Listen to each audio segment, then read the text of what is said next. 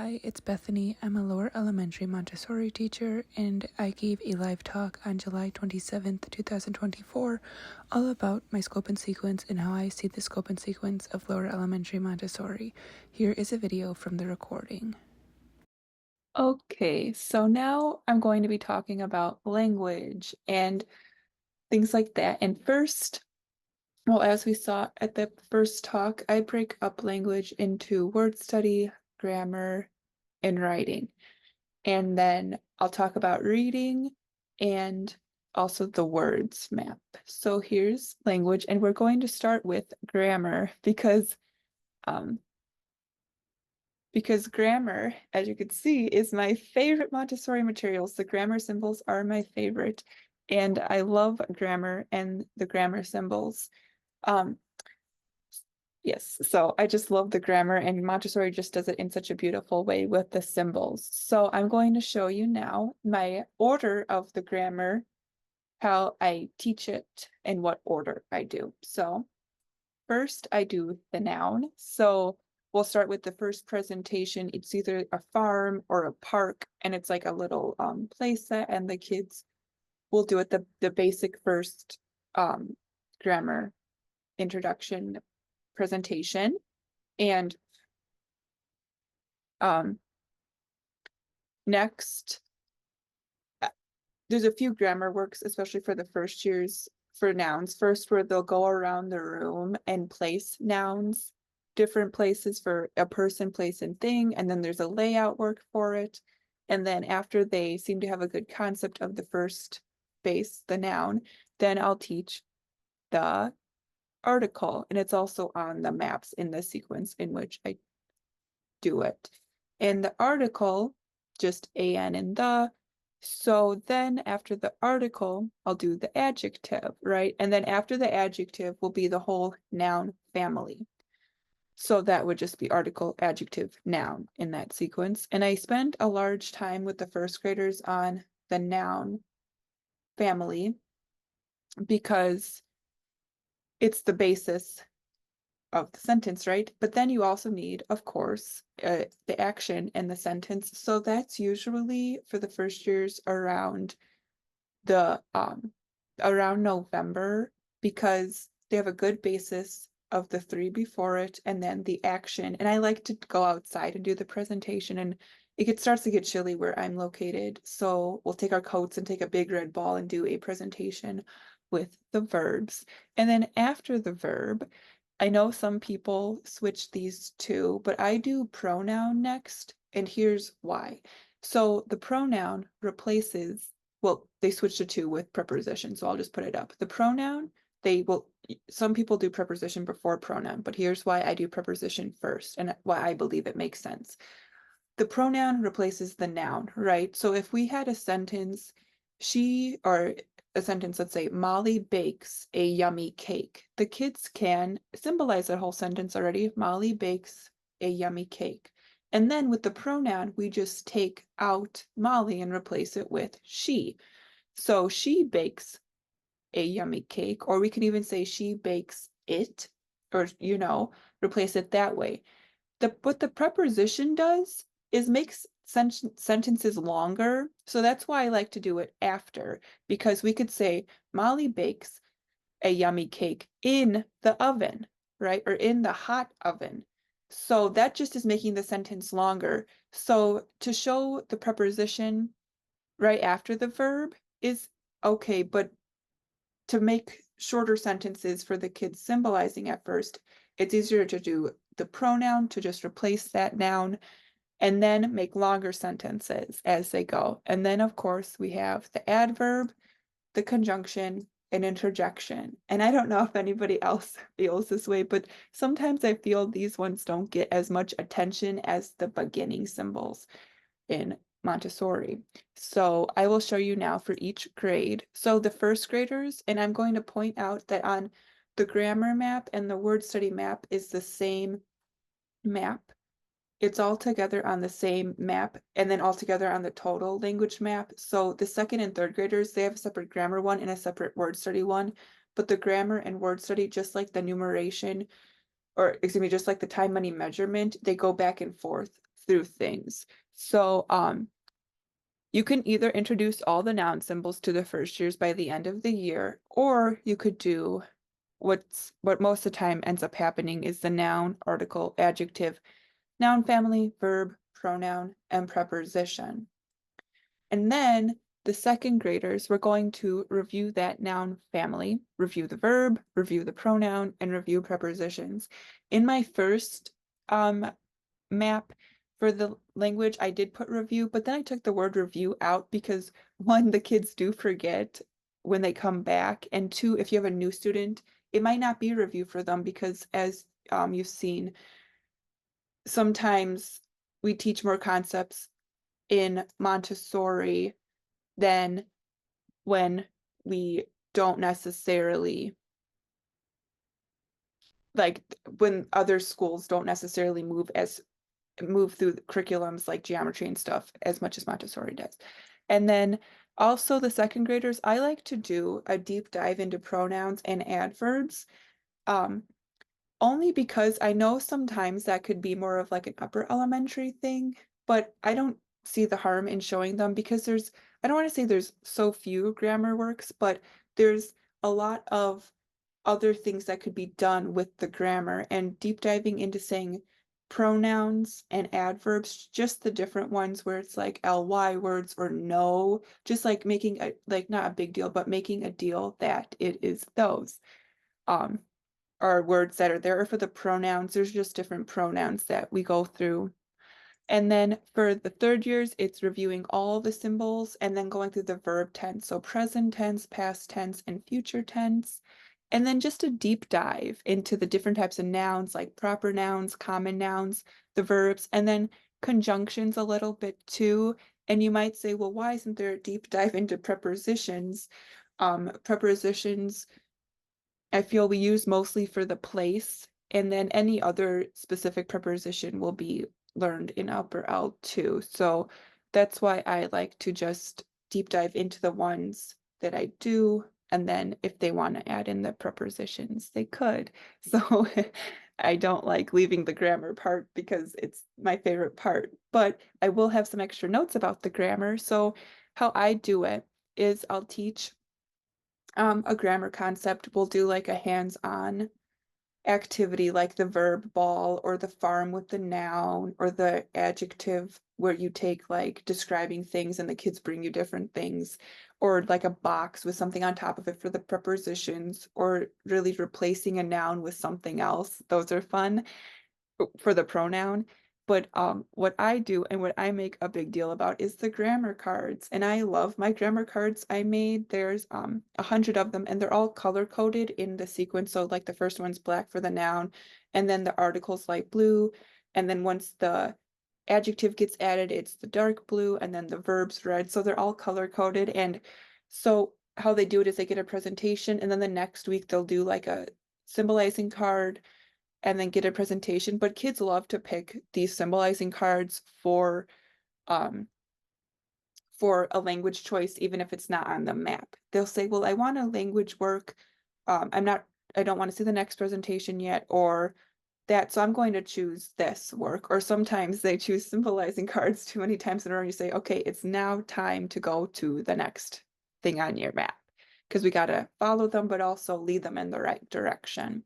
So that's why I just said they do the work in between and they pick it often. And then also, I am also very excited every time someone says a symbol. I'm like, I will show you that right away because I love presenting the symbols and the concepts.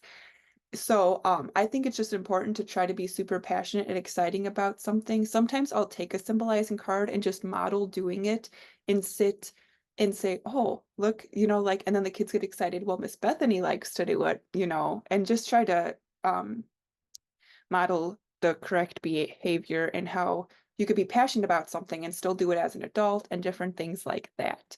So yes, those are my symbolizing cards that are also on my website. But now we're into word study, and word study is also pretty fun. The grammar again and word study maps are all on the same map or all together on the total language, but how this is the order, like the sequence I do it in. So animals for the home Animal homes, sounds, groups, and young are just a good work to do for those first graders coming in, that they can draw these, they can write them just to see where their working pace is at. And you have to remember, like just in the math talk, like we're doing all these things simultaneously. We just don't teach math and then teach language. It's all together. So we're seeing where they are in math, and we're seeing where they are in language.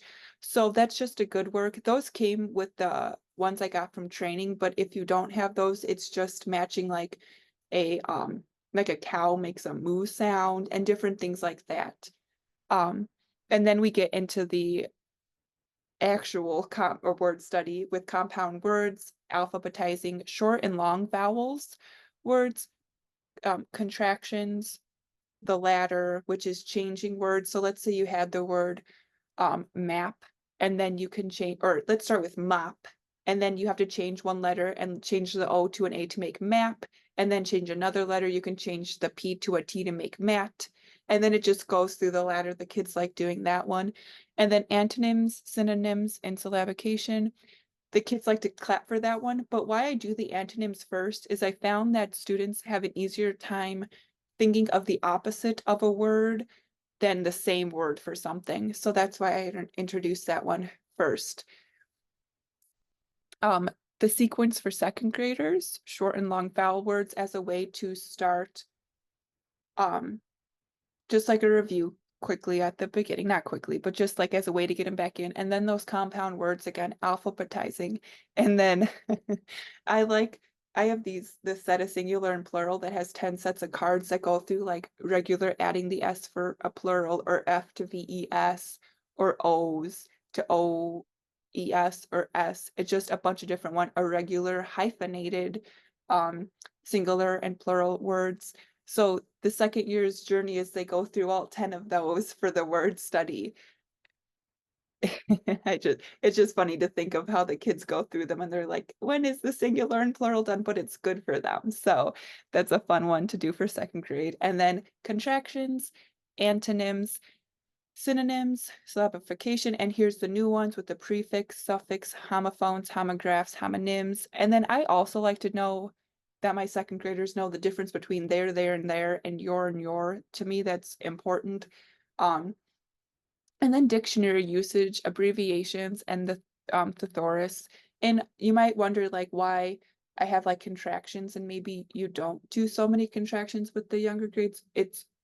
I think it should be because a lot of books have contractions in them, so they have to be able to read them anyway. So I like to point that out. Even like the early reader books, I find a lot, why is there a contraction in this already? But I still do that and we still practice that a lot, especially in the editing, which I'll talk about in a little bit when we talk about writing.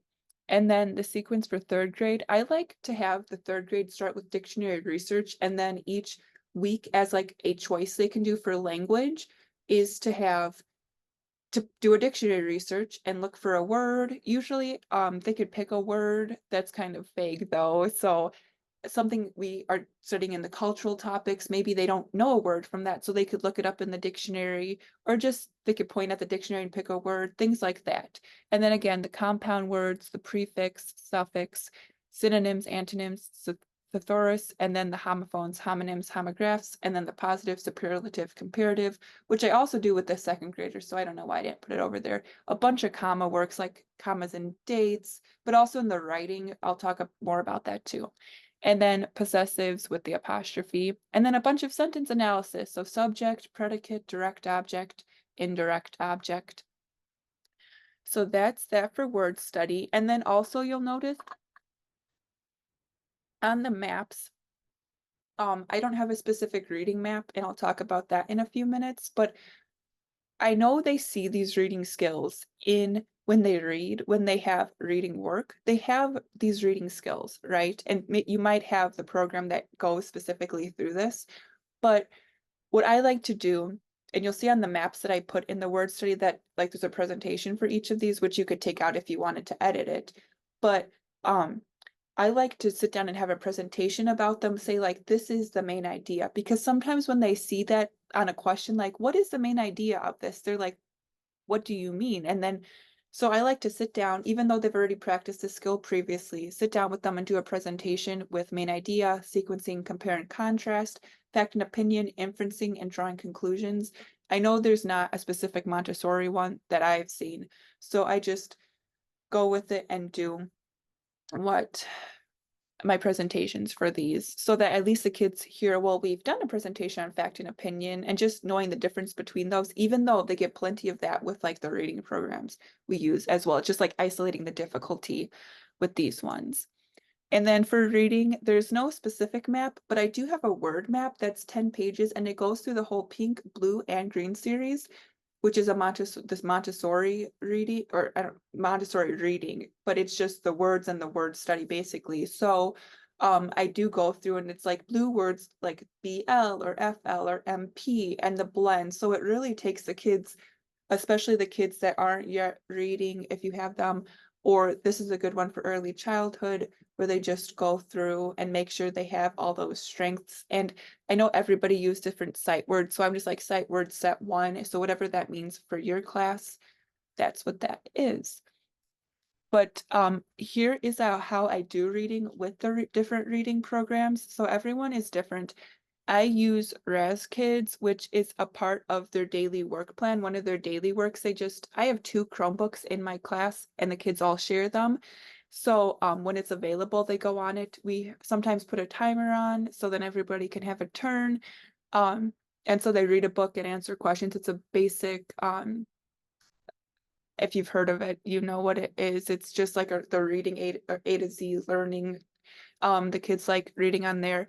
And then the next one says super teacher stories. It's like super teacher worksheets and they have stories on there. And we do that as a reading group, or also I use chapter books. I probably just should have put reading group for this one. Um, it's interesting. At the first school I worked at, we had a specific teacher for reading. So I didn't teach much reading like the first 1 or 2 years. And then I said, okay, well, let me see, especially at my new school where like I reopened the elementary program where I had to say, okay, what is our reading going to be that's just beyond the Montessori stuff, although I'll mention that again too. So if we do a reading group and they answer questions and they complete it all together, it counts as the language part. So like a language pick for that day language, they sat with me and did a thing. So not everything is on the map, or they could choose a different language. I used to, sometimes it depends on the group. Sometimes I do it 2 times, but I do it mostly 1 time a week. And especially on days like, for example, we have gym one day where they have less time to complete their work. I'll say, well, let's all do like the reading together so then you can try to at least finish the majority of your work. But that's also good for chapter book groups too. And then at the end of the day, we have reading and writing time, and it's not on their work plan. So this is like an extra work on top of whatever they've completed in the day.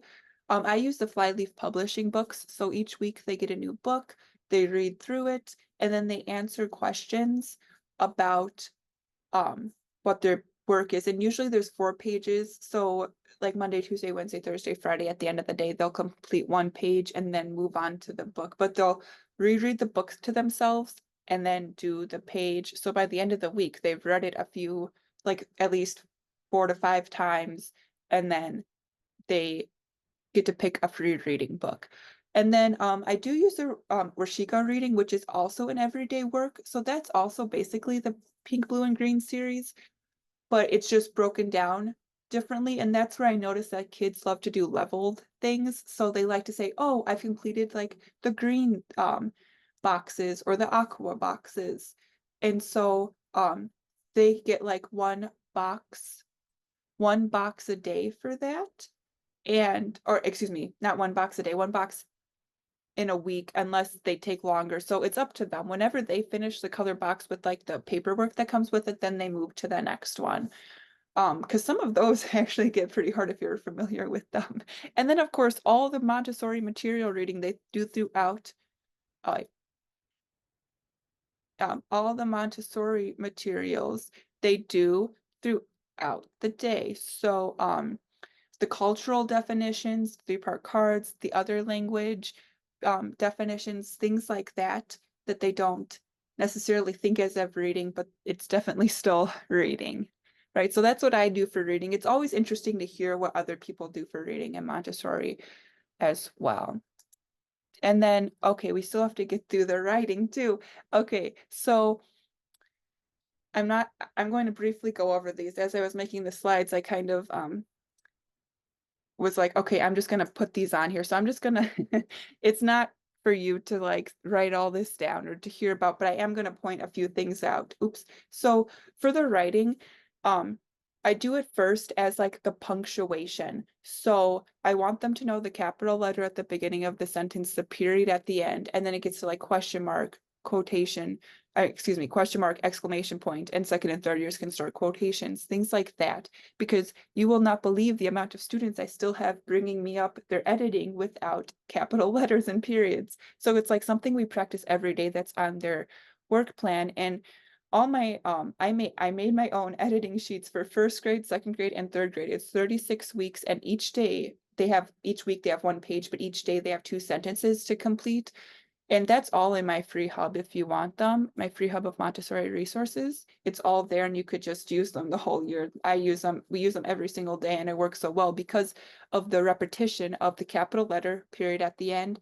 And of course, there's other capital things like capital I, first and last name, a lot of capitalizations for the first years. And how I have the presentations on the maps is also coincides with my editing sheets. So usually at around the same time, they'll get to what they're going to see on their editing sheets. But for the first graders, it's just all of like capital letter type of things, the ending marks.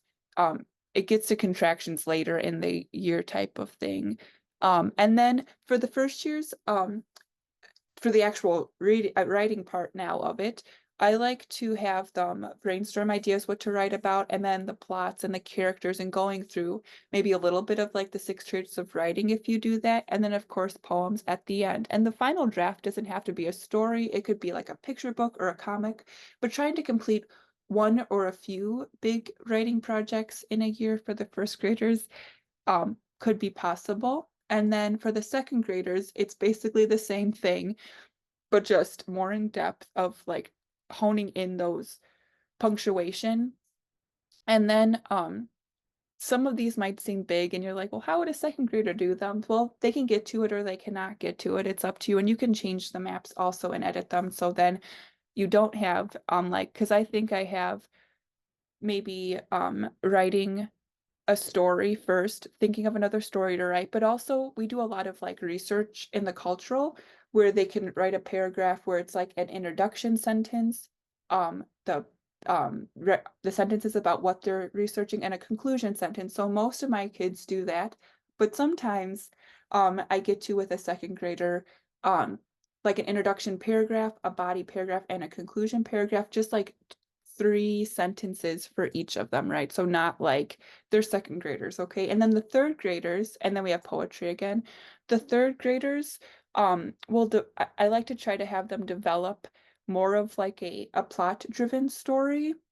And also and all the while they can all be doing comics or whatever they want to, wherever they're going to write things down. And then I also have for them maybe like a 5 paragraph thing, and I'll explain that in a second, where it's a conclusion and an introduction, but the middle is just expanding on things. So let's say they picked lions. So lions could be, well, the first paragraph, which is like 2 to 3 sentences, can be about what they eat and then where they live and then how they behave, where they are located and what they do. So it's just, instead of just one paragraph, instead of just one paragraph about that, it is multiple paragraphs, sentences. So I know it looks like a big thing, but it's just breaking it down and helping them break it down. I believe also in my free hub, I have like a writing checklist for them to go through, and the kids use it there. I'll make sure it's up there. And then maybe just a lot of kids I've noticed like to say like or at recess they can't agree on what to play with. So I'm like, well, why don't you write down like a reason, like try to persuade with the persuasive writing if you see I have it down.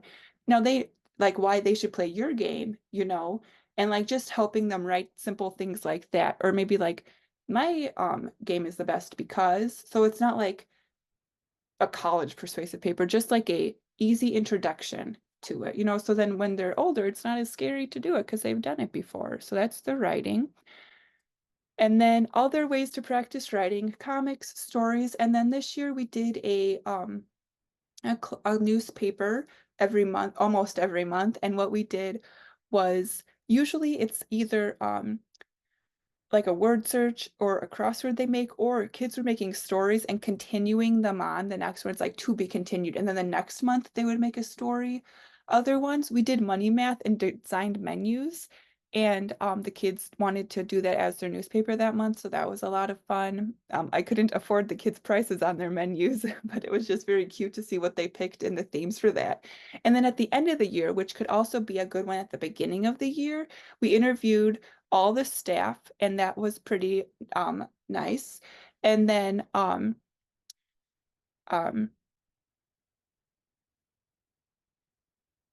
then so we did that, and then my kids got a copy to take home, but then the school got a PDF email to everybody so then they could see like the elementary class is doing this interesting thing type of thing. I also started writing letters back and forth with my students, so they'll put it in a bin when they write back to me, and then I'll write back and I'll put it back in their bin. So that's a nice way. And then every day they answer a journal question. My 180 journal cards are also in my free hub if you want those. The kids love to use them. And I also write like a sentence starter on the back. So they have a sentence they could start and then like fill in the blank. And then I'm going to do this year an end of the year, I mean, an end of the day review. And I'll put this up somewhere once I have it more concretely, where it's going to be 36 pages, but it's one page for each week. So then by the end, they'll say every day they'll say like my favorite thing today was, or I learned, or something so they can remember it. I think it would just be cute at the end of the year to see what they said on like a specific, like a random day one day, or a specific memory they had. And then also with that, at the end of the year, I have all the kids write a letter to their future selves. So like in May or June, we'll write a letter for the next year, and then the next May and June we'll open them, and the kids have so much fun, and they think it's so funny what their younger selves had said, and they're like, "Man, I was so much younger then." You know, it's very cute. And then the knowledge fair, I'm going to talk about in the cultural section, so I'll talk about that, and then just writing books. Thank you for watching. Go ahead and click the link below if you would like to see more information about my scope and sequence and maps, my free hub of Montessori resources, and my Montessori activities, which also has Montessori resources for your classroom. Thank you.